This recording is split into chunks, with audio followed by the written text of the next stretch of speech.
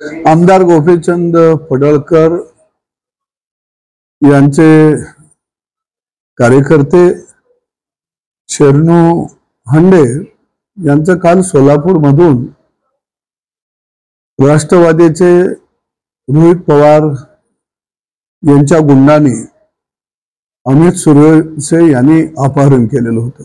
ते कर्नाटकमध्ये मिळून आले। निश्चितपणाने सोलापूर जिल्ह्याचे पोलीस अधीक्षक आणि संपूर्ण पोलीस दलाचं मी या ठिकाणी अभिनंदन करतो।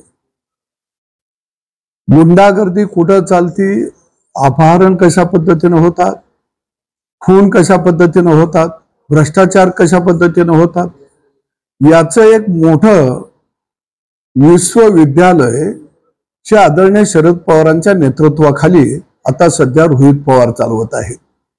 आता रोहित पवारांच्या तोंडावरती बोट आहे का? त्यांचं तोंड आता शिवलेलं आहे, शब्द फुटू शकत नाहीत। हा कार्यकर्ता कुणाचा?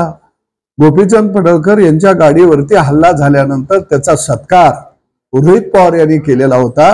म्हणजे या राज्यामध्ये गुंडागर्दीला खत पाणी रोहित पवार आता तुम्ही घालत आहात।